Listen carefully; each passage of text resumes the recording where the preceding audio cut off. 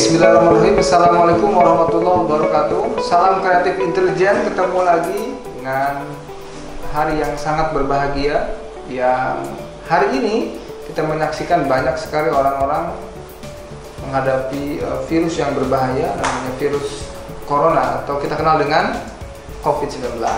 Oke. Keadaan inilah yang membuat manusia hari ini itu diuji dengan seuji-ujinya.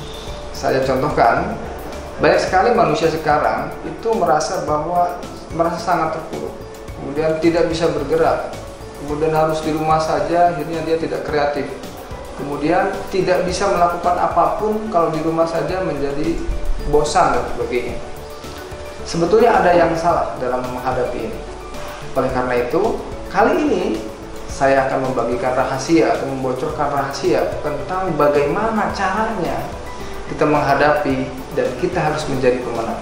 Kata kuncinya, kita harus menjadi pemenang dalam keadaan virus corona atau COVID-19 yang sekarang menyebar di hampir 200 negara di dunia. Itu menjadi perhatian kita semua. Sampai setiap hari, setiap detik, bahkan setiap berita itu mengumumkan pasti mengenai tentang itu. Pernah kita membayangkan kalau keadaan tersebut itu kemudian diulang-ulang, maka apa yang terjadi dalam pikiran kita? Pikiran kita itu akan mengatakan bahwa itu negatif. Hanya sedikit yang berpikiran positif. Kenapa? Karena ada dua kejadian.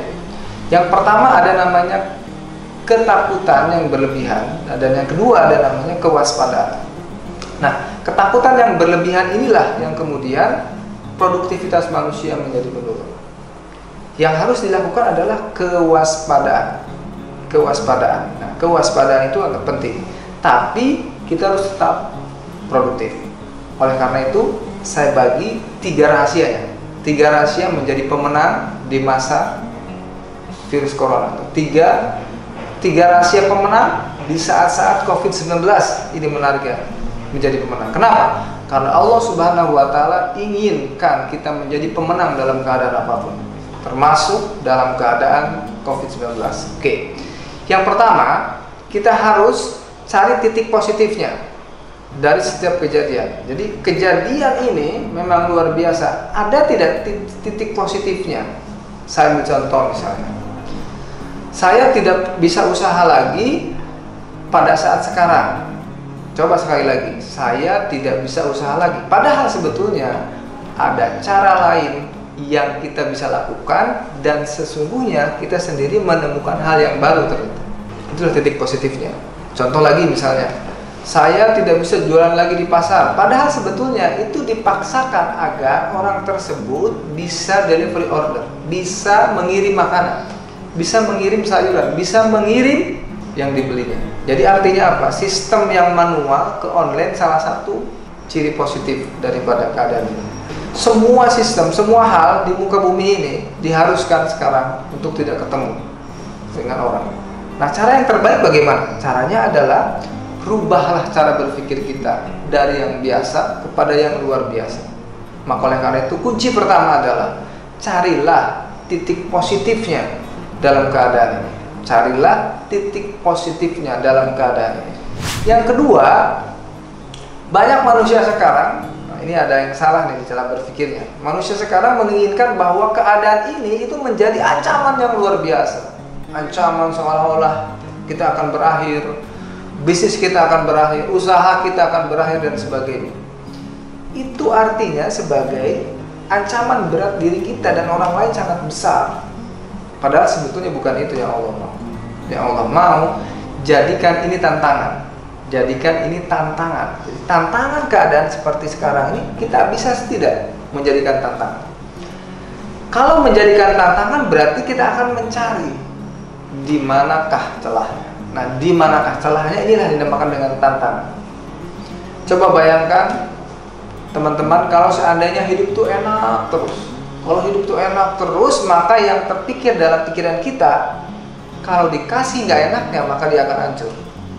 Coba bayangkan Allah mendesain bagaimana kita enak, tidak enakin, nanti naik lagi. Nah, di saat yang sulit inilah sebetulnya Anda sedang diuji menjadi pemenang. Oleh karena itu yang kedua, ingat jangan lupa yang kedua, jadikan keadaan ini sebagai tantangan, bukan ancaman yang berlebihan, tapi tantangan bagaimana caranya kita terus bisa berkembang. Oke. Selanjutnya yang ketiga. Nah, yang ketiga adalah Allah menyuruh kita untuk menemukan rahasia. Rahasia di balik kemampuan kita. Jadi Allah itu menginginkan bahwa hari ini coba tanyakan pada diri kita. Kita bisa melakukan apa sehebat apa? Saya ambil contoh misalnya. Bisa tidak kalau kita di rumah saja tapi kita produktif? Contoh, ada seorang guru atau dosen. Bagaimana kalau di rumah saja? Maka dia harus melakukan, dia harus membuat buku, dia membuat penelitian dan sebagainya, dia publikasi jurnal dan sebagainya. Itu artinya dia produktif. Itu artinya apa? Dia menemukan rahasia yang kecil itu.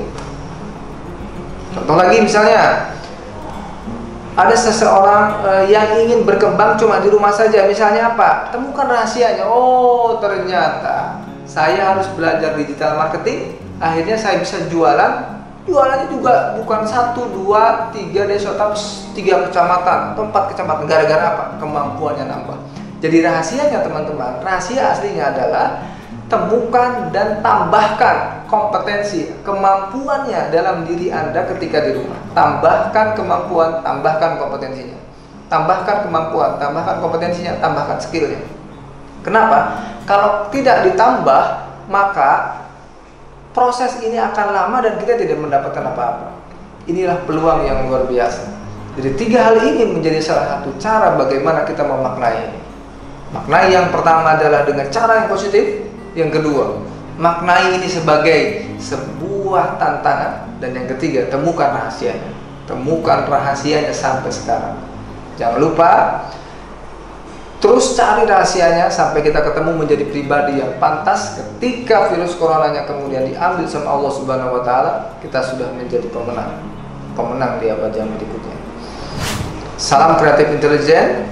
Jangan lupa subscribe, like, and comment. Assalamualaikum warahmatullahi wabarakatuh.